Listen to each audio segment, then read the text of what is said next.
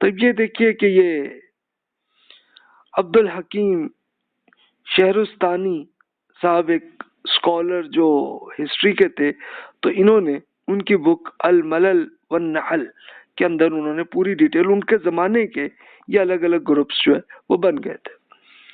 اچھا، وہ خوارج کے وہ الگ گروپ تو بن گئے، تو اب ان کے ہسٹری میں یہ ایک چیز ذرا امپورٹنٹ چیز یہ رہی ہے کہ عام خوارج میں اور عبادیہ میں فرق کیا رہا. یعنی یہ کچھ ایشوز تھے. ایک ایشو یہ تھا کہ عام مسلمانوں کو کی تکفیر کرنا، یعنی عام مسلمانوں کو کافر قرار دینا. تو عام خوارج کا تو یہی تھا کہ جناب سارے مسلمان یہ کافر ہیں، جو بھی ان کے خوارج کے ساتھ شامل نہیں ہے وہ سب کافر ہے. تو عبادیہ کا یہ پوائنٹ آف ویو تھا کہ نہیں جی، غیر خارجی مسلمان کفران نعمت کے مرتکب میں کافر نہیں. یہ دیکھیے کہ یہ مین فرق آ گیا کہ خوارج کا ہی ایک گروپ عبادیہ جب ان سے الگ ہوئے. عام مسلمانوں سے سماجی تعلق کیسا رہے؟ عام خوارج کا تو یہ پوائنٹ آف ویو تھا کہ وہ اب عام مسلمانوں کو کافر قرار دیتے تھے. وہ کہتے تھے کہ غیر خارجی مسلمانوں سے شادی بیاہ جائز ہے، اور نہ انہیں وراثت دی جائے اور نہ ان سے لی جا کچھ بھی نہیں لی جا سکتی. یعنی نہ تو ان سے شادی ہوگی اور نہ ہی ان سے کوئی وراثت بھی ہم نہیں لیں گے اور نہ ان کو واپس دیں گے.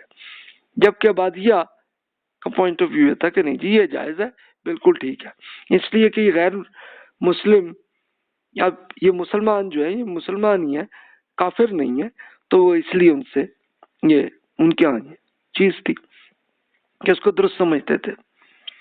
عام مسلمانوں کا قتل، تمام خوارج کا پوائنٹ آف ویو یہی تھا کہ جناب یہ لازمی ہے کہ تمام مسلمان ہم ان کو قتل کر دیں، ان کے مال کو ہم لوٹے اور انہیں غلام بنائیں.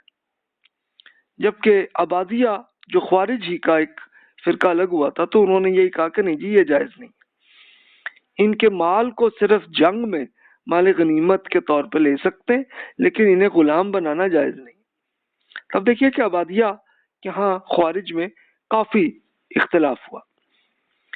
گناہ کبیرہ کا ارتکاب ہی خاص مین چیز تھی کہ جس میں خوارج یہ کہتے تھے کہ یہ جس سے بھی یہ گناہ ہوا وہ کافر ہو گیا. تو اسی وجہ سے وہ مسلمانوں کی جو میجورٹی ہے اس کو بھی وہ کافر ہی قرار دیتے تھے. تو وہ تھا، لیکن عبادیہ نے اس میں سے پھر یہ چینج کیا، ان کہا کہ نہیں جی گناہ کبیرہ کا ارتکاب کرنے والا موحد ہے، یعنی وہ توحید کو مانتا ہے مگر چلو مومن نہیں ہے لیکن کافر نہیں.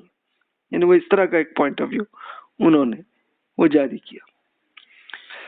مشرکین کے بچے، تو عام خوارج کا یہ پوائنٹ آف ویو تھا کہ یہ سارے جہنم میں جائیں گے، جبکہ عبادیہ کہتے تھے نہیں جی کوئی ضروری نہیں ہے، بلکہ ازراہ کرم اللہ تعالیٰ انہیں جنت میں داخل کر دے گا. یعنی اگر وہ مشرکین کا بچہ جو ہے وہ اگر ہے تو کوئی بات نہیں، وہ اللہ تعالیٰ ہی معاف کرے گا. اب یہ تفسیر مجھے عبد الکریم شہرستانی صاحب کی جو الملل والنحل میں ہے، تو یہ ظاہر ہے کہ وہ خود خوارج میں تھے یا نہیں تھے یہ مجھے نہیں پتا، تو اس لیے میں یہ بہرحال یہ کوئی کنفرم گارنٹی سے نہیں کہتا کہ یہ اس طرح سے یہ رہا ہے، لیکن بہرحال مشہور یہی معاملہ. اب پولیٹیکلی معاملات خاص طور پر یہ عبادیہ ہی کا گروہ آج تک موجود ہے، باقی سب ختم ہو گئے تھے کہ وہ ظاہر بغاوتیں کرتے رہے اور ان کی بڑی تعداد وہ حکومت کے ہاتھوں کافی فوت ہوتے رہے، مارے جاتے تو پھر ختم ہو گیا سلسلہ. لیکن عبداللہ بن عباس جو ہیں انہوں نے 80 ہجری 701 عیسوی کیلنڈر کے لحاظ سے انہوں نے عمان کی طرف سفر کیا اور وہاں پہ جا کے ریاست کے اندر نیم ریاست بن گئی تھی ان کی، لیکن انہوں نے بنو عباس کی خلافت کے تحت ہی اپنے آپ کو رکھا اور عبادیہ کی امان میں دعوت کی کامیابی ہوئی. انہوں نے ہر طرح سے اپنا میسج پہنچاتے رہے. اب ظاہر ہے کہ مسلمانوں سے وہ کچھ اتنی نفرت بھی نہیں کرتے تھے، کافر بھی نہیں کہتے تھے، تو اس لیے ان کا میسج بھی پہنچ گیا. تو اس لیے امان میں العبادیہ کی حکومت آج کل بھی جاری ہے کہ ان کے بھی جو بادشاہ ہیں تو وہ بھی عبادیہ فرقے ہی کے وہ ہیں. اچھا، دوسری طرف انہوں نے افریقہ کی طرف سفر کیا اب وہ خود عبداللہ بن عباس تو خود نہیں گئے ہوں گے، ان کے مزید جو ان کے شاگرد اور وہ لے جا کے چلے گئے. تو اب یہ بربر قبائل، یہ ایک پورا سہارا، یہ پورا جو ڈیزرٹ ہے جس میں الجیریا، لیبیا، یہ سارے ملک اس میں اکٹھے ہوتے ہیں، تو ان سب میں وہ گئے اور العبادیہ کی انہوں نے دعوت پہنچائی. تو کافی اسی بربر قبائل کے کئی لوگ ان پہ ایمان لے اور کافی بڑی تعداد میں لے آئے. تو تب عبادیہ کی حکومت وہاں پہ بھی 159 ہجری میں بن گئی تھی. پھر رستمی ریاست بنی تھی، یہ طہرت شہر، یہ طہرت ان کا مین کیپٹل بنا ہے، اور یہ ہے کہاں پہ؟ لیبیا میں ہے. تو یہاں پہ ان کے مین جو بادشاہ بنے وہ عبد الرحمن بن رستم، 159 ہجری میں ان کی حکومت بنی اور 171 تک رہی. لیکن امامت کی نقطہ نظر کی بنیاد پہ فرقے اور خانہ جنگیاں رہیں کہ اب اپنا امام کس کو بنائے. تو اس لیے ان کے ہاں آپس میں بھی یہ بہرحال لڑائی جھگڑا چلتا رہا. عمان میں بہرحال ان کا سکون سے رہا، لیکن افریقہ میں چلتا رہا. پھر رستمی ریاست آہستہ آہستہ عروج میں آ گئی. افلاح اس کے ایک بادشاہ تھے، تو ان کو 208 ہجری میں حکومت بنی تھی، اور انہوں نے تمام فرقوں کے مسلمانوں سے حسن سلوک رکھا، تو ایک اچھے طریقے سے رکھا، تو اس لیے ان کی حکومت چلتی رہی. پھر مشرقی، مغربی اور جنوبی ممالک سے ایک بزنس انہوں نے ہر طرف کیا، تو ان کی اکانومی بھی بڑی اچھی چلی. اب یہ صحرائے سہارا جو یہ پورا الجیریا، لیبیا، ان سب میں وہ شامل ہے، تو اس سب میں پورا جب بزنس چلا ہے تو پھر یہ طہرت میں آپ پاشی کا نظام بھی انہوں نے اس زمانے میں بنایا تھا. تو ایک بڑا اچھا ڈیولپڈ انہوں نے اس ایریے کو کر لیا تھا. اس کے بعد شمالی افریقہ گورنر کی اغلبی بادشاہت وہ بھی بن گئی تھی اس زمانے میں. اب یہ گورنر کہاں کے تھے؟ یہ بنو عباس کے گورنر تھے، ان کی حکومت بھی وہاں پہ بن گئی تھی 184 to 296 ہجری تک. تو یہاں پہ رہی اور آبادی، حکومتیں اور ان کے آپس میں جنگیں چلتی رہی. اس کے بعد پھر اغلبی اور آبادی دونوں کی جو یہ حکومتیں تھیں بہرحال ختم ہوئی، اور ان کی جگہ پر اسماعیلی شیعہ حضرات کی انہوں نے طہرت شہر کو فتح کر لیا تھا. تو یہ عبیدی فاطمی خلافت 250 ہجری میں بنی تھی. تو اس کی ہم پوری ڈیٹیل سے ہم آگے سٹڈی کرتے ہیں اس کی، لیکن ابھی اس ٹائم ہمارا فوکس تو بہرحال خوارج کا. تو ان کی حکومت بن گئی تھی لیکن چلیں رہی 100 سال تک، اس کے بعد ختم ہوئی.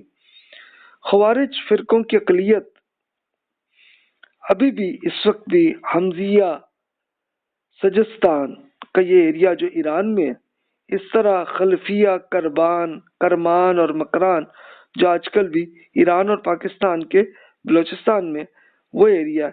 اور پھر ایک ان کا ایک فرقہ اطرافیہ یہ سجستان کے ایریا میں ابھی بھی ہے. تو یہ دیکھیے کہ ایران اور پاکستان کے ایریا میں بھی کچھ لوگ جو ہے خوارج کے ابھی بھی موجود ہیں. اب یہ جو بھی میں نے عرض کیا تھا نا طہرت شہر میں، انہوں نے یہ ان کے آثار یہ ہمیں ملتے ہیں. یہ دیکھیے انہوں نے اس زمانے میں مسجد ایسی بنائی تھی، رستمی حکومت جو خوارج کی تھی. اور یہ پورا جو الجیریا اور لیبیا کا یہ پورا یہ جو ہے یہ پورا صحرا ہے، تو یہاں تک ان کی حکومت رہی تھی. اور انہوں نے آہستہ آہستہ اپنا میسج پھر انہوں نے ایتھوپیا تک بھی پہنچایا، سوڈان میں بھی کیا. تو کچھ لوگ لگتا ہے کہ ہوں گے ان کے، اور باقی اس کے ساتھ عمان میں بہرحال ان کی حکومت وہ ہے. لیکن وہ چونکہ عام مسلمانوں سے ابھی وہ ان کو کافر قرار نہیں دیتے اور ایسے کوئی لڑائی جھگڑے نہیں ہوتے، تو ابھی تک چل رہا ہے سلسلہ. تو جناب یہ خوارج کی جو تحریک تھی 656 تک ایسے رہی اور آج تک بھی ہے. تو ایک تو یہ معاملہ. اب ہم دوسرے گروپ کی ڈسکشن کرتے ہیں جو کہ ناسبیت، یہ بھی وہی 335 ہجری سے 656 ہجری میں رہا. یعنی یہ وہی واقعہ کہ جب عثمان رضی اللہ تعالیٰ کی شہادت ہوئی تھی تو اس وقت پھر ایک بڑا انتشار کی حالت ہو گئی ہوئی تھی. یعنی جو لوگ باغی تھے تو وہ بھی انتشار میں تھے، ان میں کچھ یہ نہیں تھا کہ بھی یہ کوئی کنفرم ہو کہ جناب ہم ایک ہی طرح کیوں، یعنی ان میں بھی بہت سارے گروپس الگ الگ تھے. تو ایک تو خوارج تھے جن کے ہم ڈسکشن ابھی کر چکے، اور باغی تحریک کے گروہوں میں خود اپنے گروپ تھے. ایک تو گروپ وہ تھا کہ جو حضرت علی رضی اللہ عنہ سے ایک گروہ بہت عقیدت کرتے تھے، تو وہ پھر ان کا جو پورا گروپ ہے وہ اپنے آپ کو شیعان علی، یعنی شیعان، یہ لفظ شیعہ جو ہے اس کا عربی میں مطلب ہوتا ہے پارٹی، تو وہ خود کو یہ کہتے تھے کہ ہم حضرت علی رضی اللہ عنہ کی پارٹی میں.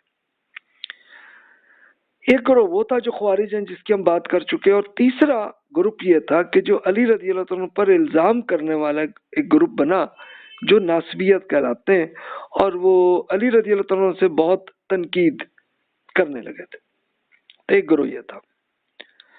اور تحکیم میں تو ابھی ہم نے ڈسکشن کی تھی کہ خوارج الگ ہو گئے تھے، لیکن خوارج کے اندر سے پھر ایک یہ گروپ الگ ہو گیا تھا جو ناسبیت کہلاتے تھے.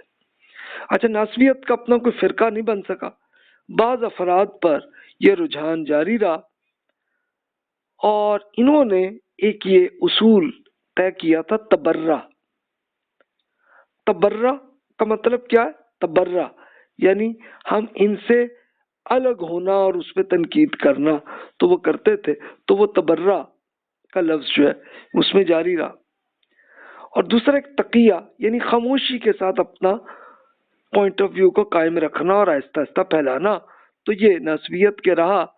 اور بہرحال یہ سلسلہ اب اس کے ہسٹری میں ہمیں کوئی ڈیٹیل نہیں ملتی، تو لگتا ہی ہے کہ وہ ختم ہو گئے ہوں گے وہ لوگ، کیونکہ اب مسلمانوں کی تقریباً میجورٹی وہ علی رضی اللہ عنہ سے محبت کرتے ہیں.